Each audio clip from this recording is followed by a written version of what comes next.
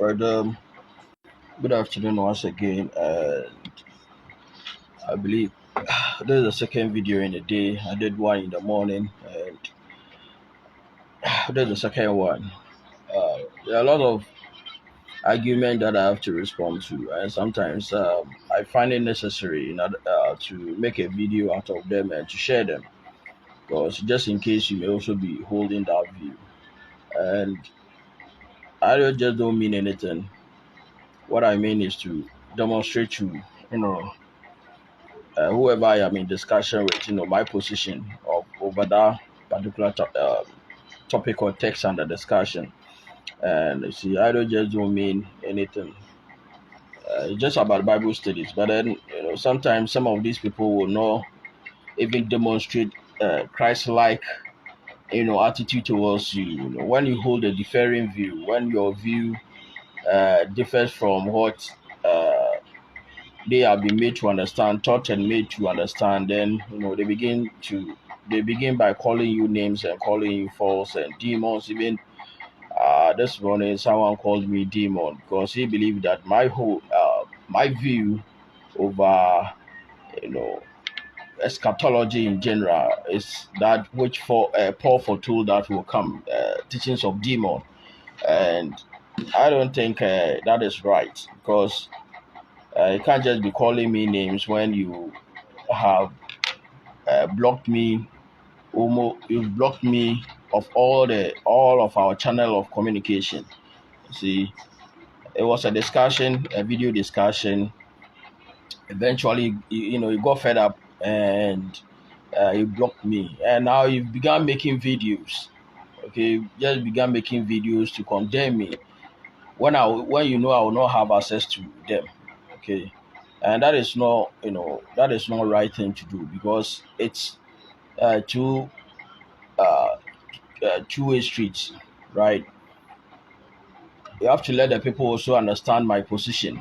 Then you can also react to it. Then uh, they can judge, between the two. But you have blocked me, and you hide yourself in one corner and making videos to accuse me. See, that is one thing one preacher did, and which I commented, and he also blocked me, because he think that at least once we are of the Church of Christ, I ought to have supported him regardless of his position or the content of what the thing that he was doing against the. Now this is the deal.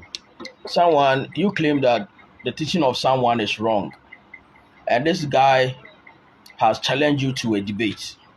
You are saying that this guy does not need debates, but you go and hide yourself somewhere and make a video about this particular person. So how do you expect a guy to defend himself? If you believe that what the guy holds, his teachings are false, then one-on-one, meet him and you sit down and you judge or you discuss, as the guy has challenged you to. He said he's challenging you to a debate. He said no, you don't need what you need is not debate. If what he needs is not a debate, then there's no need to counter him in any way or in any format. You see, it's just not fair. In Athens, the people challenged Paul to a debate, and Paul responded and he debated them.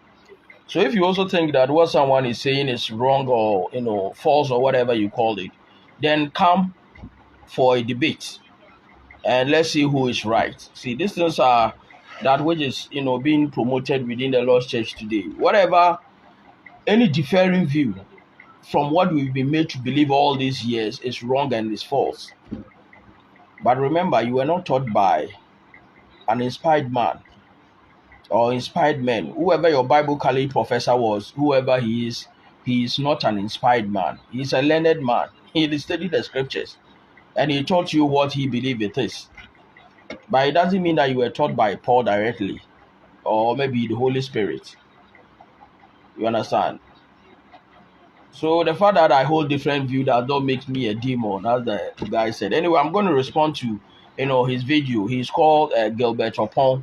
He has blocked me both on WhatsApp and other uh, Facebook and other uh, social media platforms. But I'm going to make this video and pass it across because I'm sure he's affiliated to most of these Churches of Christ Facebook groups. So he will one way or the other read them anyway. Now this is what he said.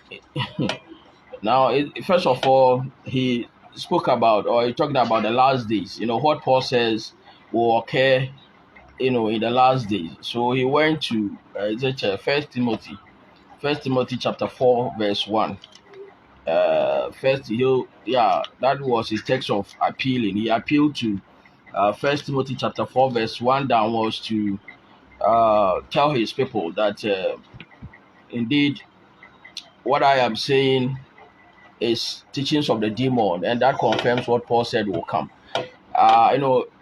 In his video, he had this red alert, apostasy alert, and he was admonishing the brethren of the Lord's Church that they should be on their guard because there's one man who came to Ghana and he left his teachings here, and some of us have, picked up the teachings. So they should be on their guard and alert that the apostasy, which was foretold by Paul, it's already running its course. And thank God he have someone like me to confirm, Paul's prophecy. And eventually he ended up calling me a demon in his video. And you see, that is another issue. Now, let's see who is a demon. So there is two parts. Is the apostasy. That is what I'm going to address. I'm going to address the apostasy today. Then perhaps maybe some other time I will address the last days. Then we'll see to whom was the last days spoken of. And he also appealed to First Peter chapter 3 verse 17 that Peter said, now is the judgment to begin from the household. Then the household, he put bracket the Church of Christ. And again he said, if it began with us, then the us, he put himself into the ancient text as if Peter was talking to him. That is the problem. We tend to read ourselves into ancient text, ancient manuscript, forgetting that it was written to 11 people in the first century to correct or to warn them of impending a situation that is about to come upon them. But we tend to believe that Paul was in our congregation last Sunday and giving out these warnings. We just don't tend to honor the audience relevance when it comes to studies of the scriptures. These books were not written to us. It was not even written to Ghanaians. It was written to the churches in the ancient time. This book was also addressed to, especially the Israel in diaspora. Okay, Paul's ministry, was to the Gentiles. However, he was told to go to the Israel in the diaspora, that is Israelites who are in the midst of the Gentiles, to call them back to the land for salvation. And by so doing, he also called he also called the Gentiles as well, as we have in Romans chapter 9 verse 24-25. The call of the Gentiles is the call of Israel. God was demonstrating to them that indeed now the Gentiles are Israel is going to be saved, by grace, but not the work of the law. Exactly how he has saved the Gentiles. You can read Acts chapter 11 verse 18 and Acts chapter 15 verse 1 up to I think verse 12. It's going to tell you how God was going to save Israel, not by the works of the law, however, by the works of the grace, or that is endowed in Christ. Anyway, so now I'm going to address that because the guy actually accused me of being apostatized, or say that I have apostatized. I have left the doctrine of the laws of Church of Christ, and I am teaching a different doctrine. Now the question is, who gave you that doctrine? That doctrine of Church of Christ, who gave you? Was it written in the Bible, like itemized when it comes to congregational prayers, first, second, third prayers? Who gave you that? Is that written in the Bible? Where do we read that in the Bible? So let's assume that when I go to church, I will make it 5 people. Do I violate the as they accuse me of fundamental doctrine of the church. No, who taught you all these things? It was someone's construct. Someone just read the Bible and he told you that this is how it's supposed to be. So the fact that perhaps I don't agree with you on certain issue does not make me a demon. When especially I have justification for my position. This is someone whom I had a video discussion with, and he appealed to Revelation chapter 20 verse 4. And whilst we went there, I read it to them. I was trying to explain the text to him to point to him that text, Revelation chapter 20 verse 4, does not pertains to any future coming judgment, but it was judgment that pertains to the AD 70 judgment upon Jerusalem. And once I began doing that, they said no, it was a mistake, and I even called me a liar, that he did not appeal to that text to justify his future judgment. Meanwhile, I challenge you that no, I listened to your video and you stated it. He says, no, I'm a liar. So he called me liar, he called me names. But eventually, when I gave him when I produced evidence to him from his own video, then he said, oh no, I'm sorry, I did not mean to appeal to this. Look at this. And eventually, he gave me the text that he intended to appeal to, Revelation chapter 22, verse 19 to 20. And he said nothing different from what Revelation chapter 20 is saying. Okay, so they tend to dichotomize and butcher and rip up the scriptures to suit their preconceived ideas, as they call it. You understand? And that is exactly what this guy accused me of, being an apostate. Apostasy, I allege. I have apostatized. I remember one brother, in fact, he's a senior man, and I believe he's a senior preacher of the Church of Christ, I think in US. Once upon a time, I was, doing this live video discussion, and I think he was watching. He's a friend, so I think he watched it live, and he shared my video on his page. And it looks like there was uproar. There was brouhaha. There was anarchy on his page. Why do you have to share this guy's view? This guy is a breakaway guy. They accuse me of a whole lot of stuff that they themselves cannot prove. That is exactly what happened in the Acts chapter 24, verse 12, 13. When Paul said that whatever these guys are accusing me of, they cannot prove it. It's just a sheer hatred, just because I did not say what you have been made to believe. You called me a liar. And they are accusing me of being a breakaway brother. What have I broken up? Have I apostatized? I have read the scripture to you, reason with you from the scripture, and you are accusing me just because I did not represent your view. I'm a what did they call it? A breakaway brother. I have apostatized. So it means that even prior to this man, prior to Brother Nyako's, what he was told of about me, people have already marked me and apostatized, and it confirms what Paul said in First Timothy chapter 4 verse 1. Anyway, so like I said, there's last days and apostasy. So today I'm going to address the last days. Then maybe tomorrow, God willing, tomorrow morning I'll be dealing with the last days, and we will see who is a liar and who has the demonic spirit. Anyway, so let's get into action now. So it says that now the Spirit expressly says that in the latter days, or in the latter times, so at least in the last days, in the latter times, in the last hour, and so on. It's just all one thing, one in all things. So in the latter times, this is what is going to happen in the last days. I think it's even imperative I deal with the last days, so that it will give you the opportunity to know what this last days actually is. Okay, before dealing with the apostasy, because the apostasy demonstrate indicates the days or the times in which they were in, so that when you see that indeed the apostasy was running its course in the first century, then you will be able to judge for yourself that whether we are in the last days or the last days belong to terminal covenant generation of Israel. But I don't know. But you let me deal with the apostasy first, because that was the first thing that he accused me of. The apostasy was the first thing. Break away. All the synonyms, pertaining to or relating to apostasy. So now let's see. So some will depart the faith, some will depart from the faith and give heed to deceiving spirits and doctrines of demon.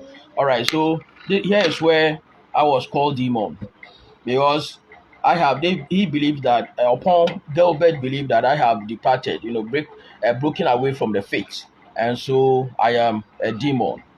All right, now, so let's even start dealing with the verse 1.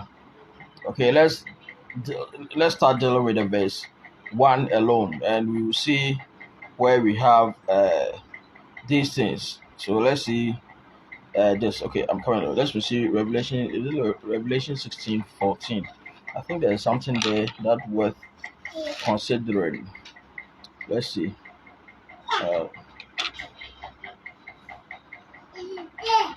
All right, so you get there. So apostasy. Now we have the apostasy, which is to occur in the last days or the latter times or the last hour. So it means that when we see these things occurring, it means that moment within which this apostasy was taking place, defines the last days, or it will at least, tell the readers that indeed they were in the last days. So, excuse me. So indeed, so now let's see what we have here. Apostasy. All right.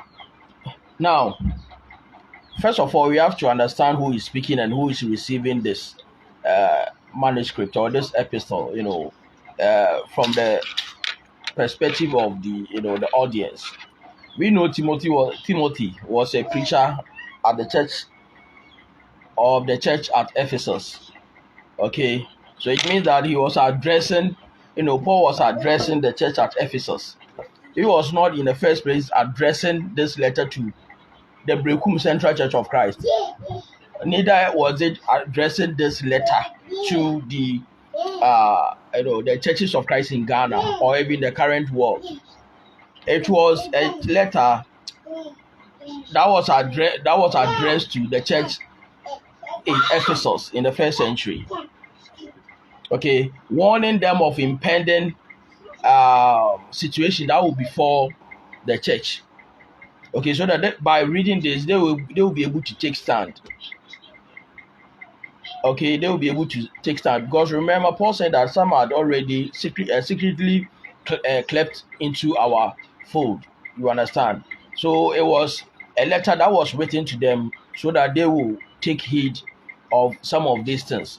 So this letter has nothing to do with me. Assuming I am a traditionalist, how does this even bothers me as well? And even in the first century, how did this letter concern the Gentiles at the time? The Egyptians and so on and so forth. Those who how did this thing pertains to or concern them? Okay, but now let's see.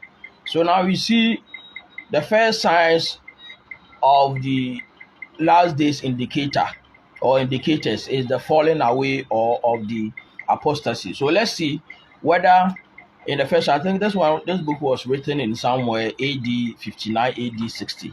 Okay, so now let's see whether the apostasy was running its course in the first century, and what even brought about the apostasy. Why was apostasy so rampant in the first century? Is it these people, they don't even read the history books? Okay, apostasy was a very, very rampant situation in the first century. And do you know what was causing that? It was as a result of the persecution upon the church in the first century that led to the apostasy, because people were like, well, if for holding this faith, these guys are going to persecute you, they're going to kill me, even to the point of killing me. Why don't I just renounce it and be free? So they don't know that the apostasy that was spoken of. See, this is a basis for which Paul wrote to the church at Ephesus, that these things will occur. So you guys should take heed of, like you guys should be on your guard. Okay, because they are going to persecute you. It was the persecution that brought apostasy.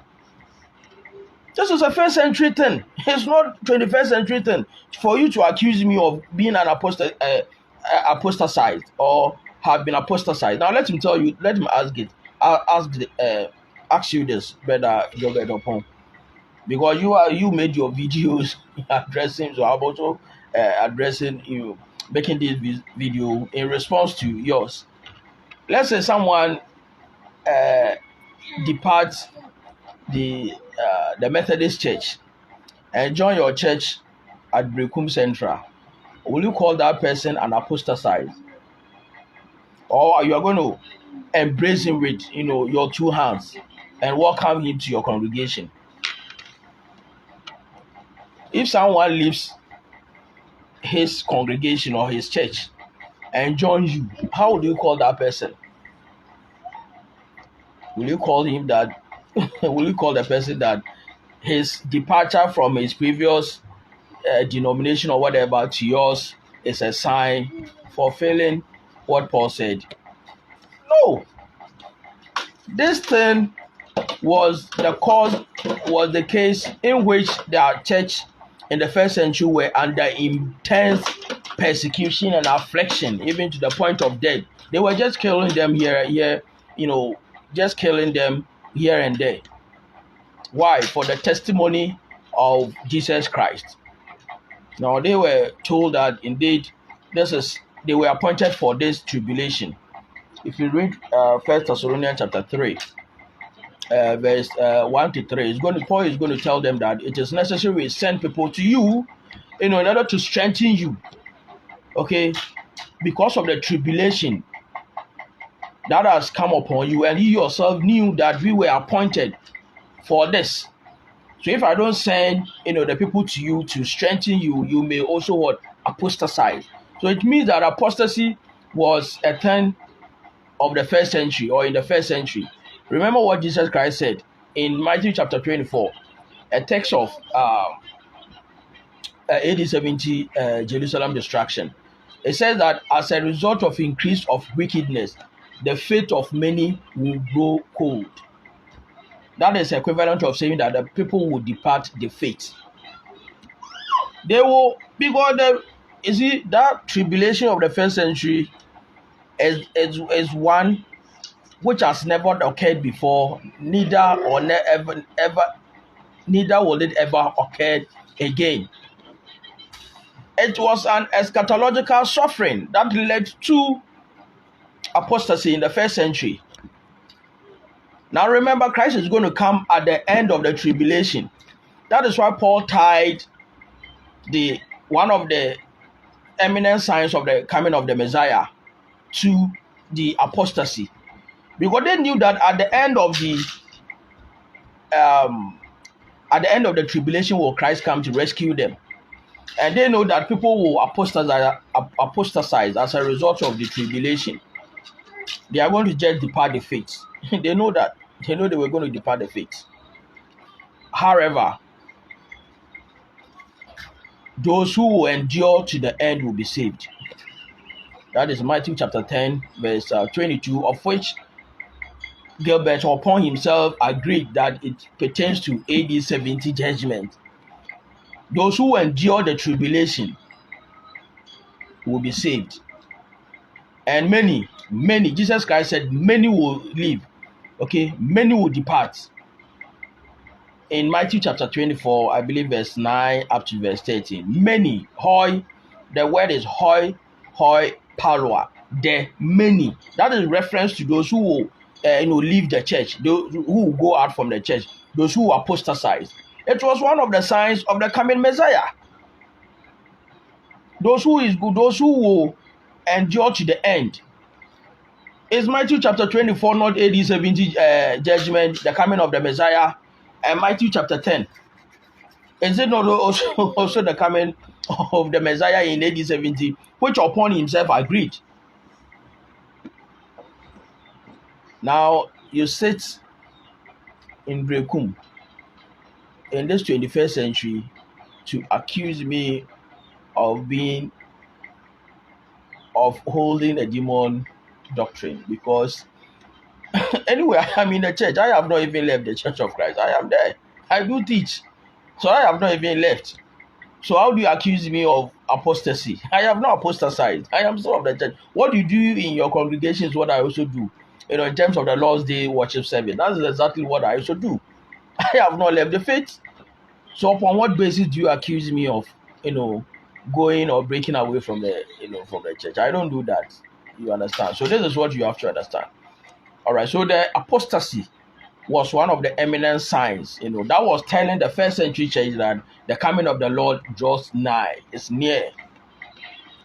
Okay, so they will have to, sustain this, he entreated them to sustain this tribulation, so that when the Lord comes, he will find them, safe.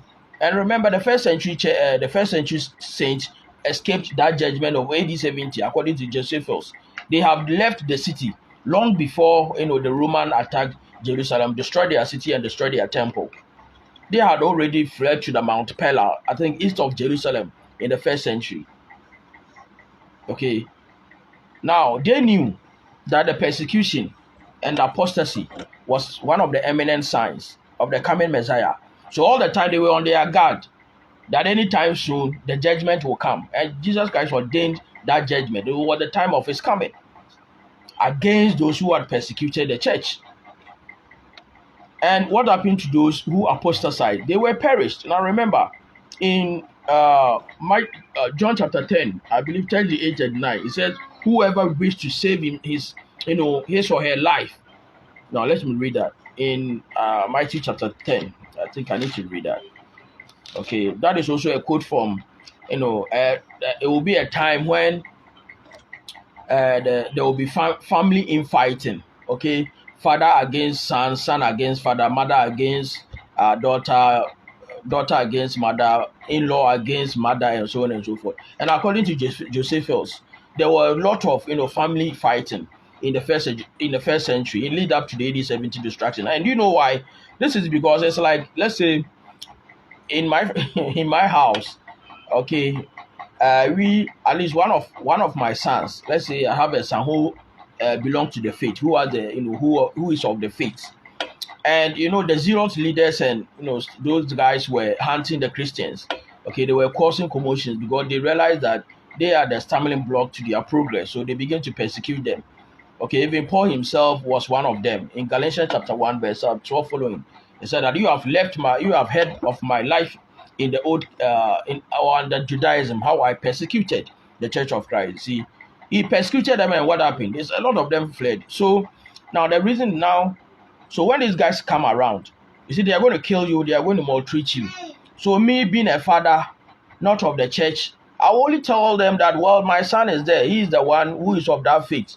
Okay, he's belonged to that sect, as they call it. So go for him. I have to betray my son. And it was something that was going on. However, this is what Christ said, concerning those who apostatized. This is what he says. He says that, you see, they will have to sustain that tribulation to the end. And indeed, he has promised to save them in the end. In Matthew chapter 24, I think verse 14, Matthew chapter 10, verse 22, and Revelation chapter 2, verse 10. So this is what he said in 28. And also spoken in the context of the fall of Jerusalem and the coming Messiah. And he who does not take his cross and follow after me is not worthy of me. Okay. Now what did Jesus? So this one is in the context of the coming Messiah. It's exactly what we read in Matthew chapter 16, verse 21 onwards. Whoever takes, if you love me, takes your cross. Now what is the content of the cross? Death, affliction, persecution, and everything. So whoever want to follow me, just let go of your present life and come and suffer exactly as I have suffered. Okay, and those who will suffer with me, when he also returns, they're also going to share the same glory, with him. So he says that he who does not take his cross and follow after me is not worthy of me. And he who finds his life will lose it, and he who loses his life for my sake will find it. It will be the time when he comes to reward them. That is why the saints who have been beheaded, who were in paradise then, cried out to him, "Oh Lord, holy and true judge, when are you going to come and judge and vindicate us?" Revelation chapter 6, verse 9 following. Okay, because he has promised them that he's going to come in their time, and that whoever loses his life will find it when he comes. So what will happen to those who apostatize? They will not find it. They will not find their life. They are going to be perished. Okay. And Demas and co, did they not even apostatize in the first century? They have left, and they love the world, and they have left it. So apostasy was something that was going on in the first century as a result of the increase of the wickedness, the persecution. That persecution is an eschatological persecution. So it means that the apostasy of the Bible in the first century is also an eschatological in nature. And you sit here to accuse me of wrongdoing. Now let's look at one or two more things, and we go. Um, okay. Now let's see whether apostasy was a thing in the first century, or it is now that is coming, or it is currently ongoing. You see, the moment you begin to read yourself into the Bible, as if this Bible was written directly to you, then it changes everything. It changes the time frame of the fulfillment of what you are reading. Meanwhile, when the Bible talks about, see, in First Thessalonians, I'm going to ask a question here. In First Thessalonians chapter 3, let's see. It says that therefore, when we could no longer endure it, endure what? Endure the persecution. Paul said that even at some point that he was even despair of life. So when we could no longer endure it, the persecution, we thought it good to be left in Athens alone, and sent Timothy, our brother and minister of God, and our fellow laborer in the gospel of Christ, to establish you. Who are the you? Was it the Brekum Central Church of Christ, or the churches of Christ in Ghana here, or in the world, or in US, or in Nigeria? What was the you here? Did Timothy come to your church yesterday, last Sunday? You see, this is the problem. Once we begin to read ourselves into this, the problem crops up.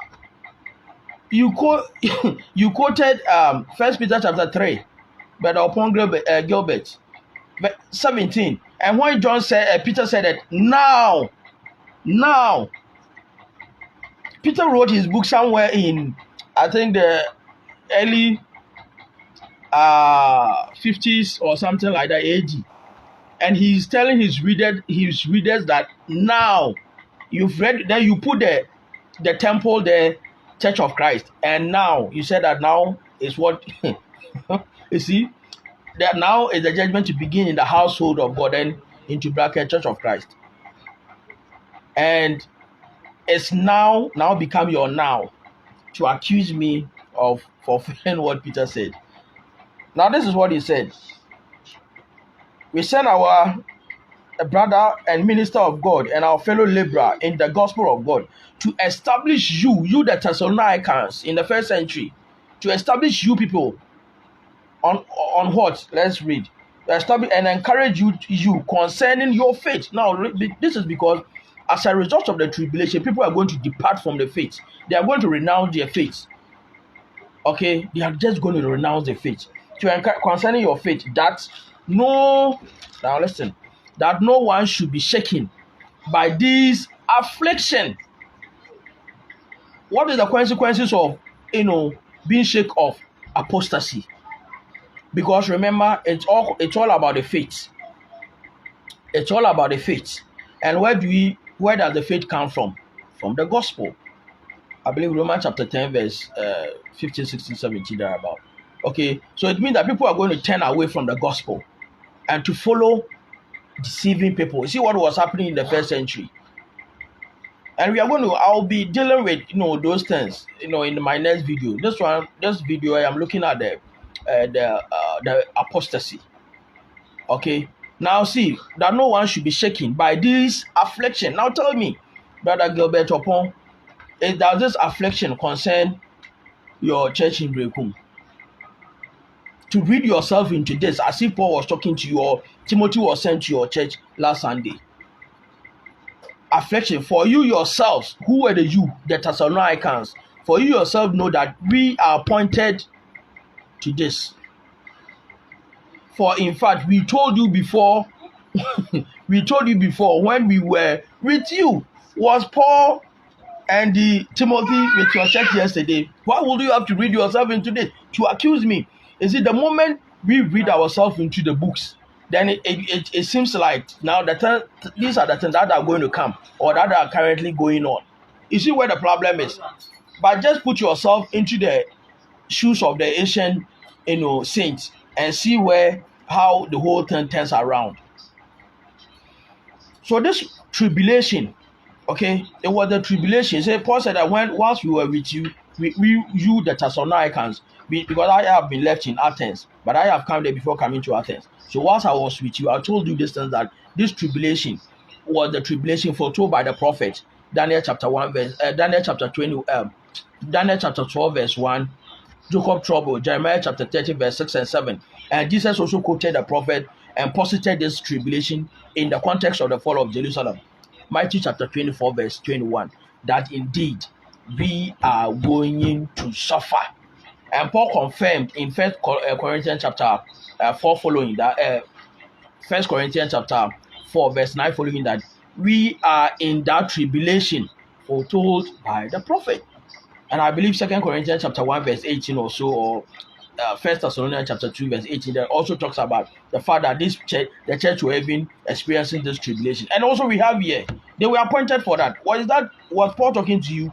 Does this Bible address your congregation directly in the first century? No. It's just like the independence of Ghana. There were some people who fought for. Once we were in 6th March 1957, Ghana was declared independent. So all those who were born after it we have no need to struggle for independence again, because it has been worked out. People shed toil and shed their blood to purchase this independence for us. So when we picked our history books to read concerning the struggle towards emancipation from colonial rule, we don't read ourselves into these books as if we are now going through that struggle or that struggling. No, we are not struggling for independence. We have attained it. It's now about global village interactions and for prosperity, through trade and other stuff. We don't fight for independence. That is what is happening. These people were the tribulation they were going through. They were building the body of Christ, and they had in mind of imminent coming of the Son, imminent coming of Christ. Okay, so now let's see just two texts, and we are going to go out. Demas, I have told you. Demas, I think Titus. Demas loved the word. He left the faith. Apostasy in the first century. Now, let's see Galatians chapter 1 verse 6. After these people have believed, had the faith, motivated by it, and got baptized and added to the body of Christ. Let's see what was happening in Galatians chapter 1. In Galatians chapter 1. Where's my Galatians? This book. Let's just stuck together. Now, it says that I marveled. Now, Paul is speaking in the first century. I marveled that you are turning away soon. Who are the you? Is it your Breakun congregation or the churches of Christ today in the world today? I marvel that you, the Galatians, are turning away so soon. Turning away so soon from him who called you. That is holy calling. They were called through the gospel. 2 Thessalonians chapter 2 verse 14. And we call that holy calling. 2 Timothy chapter 1 verse 9 to 10. The one who called you, or him who called you in the grace of Christ to a different gospel. What was that different gospel called? Gospel of demons. That was the gospel of demons in the first century. So it means that 1 Timothy chapter 4 verse 1 was already running its course in the first century. And it was indeed a turn telling them that they have, or the coming of the Christ is at hand. These were the doctrine that was being promoted. What the Stoic, there were some gospels, I have forgotten the name. These were the things that were being promoted. Hymenaeus and Phlegia, those guys. they were also carrying out their gospels, and people were turning away to follow them. It was something that was going on prior to AD 70. So how does this pertain to us? You see, it doesn't pertain to you. You are turning away to a different gospel, which is not another, but there are some who trouble you and want to pervert the gospel of Christ. You see, it was something that was going on in the first century, not 21st century, because they knew that these things must come, because Jesus has, predicted that they will be falling away as a result of one, persecution, and also the fact that people will infiltrate the church with different gospel to draw many to follow them. In, I believe, Acts chapter 20, it said that many have crept secretly into the kingdom with hearsays. Okay, and also the fact that there was infighting, Paul himself approved of it, in that they will be able to fish out the bad preachers from the rest. See, these things were first century thing. It was a thing that was going on in the first century. So you cannot read yourself into this to accuse someone in the 21st century of being fulfilling what this thing said. You can make secondary application of the Bible by understanding the primary audience to whom these letters were written to. So apostasy number one was now let's go to the last one. Peter, is it Peter? No. John. Let's go to First John. First John chapter 2. Let's see what John also have to say with regards to the apostasy.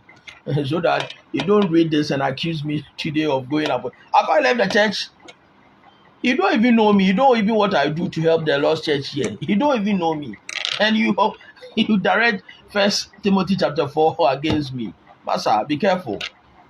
Okay. Now in First John chapter 2, let's see what if we starting with the verse 18. Okay, it says that little children, it is the last hour. It is the last hour. That is the equivalent of last days. It is the last hour of which people, Israel.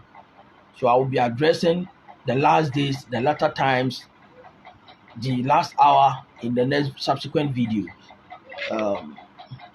Excuse me.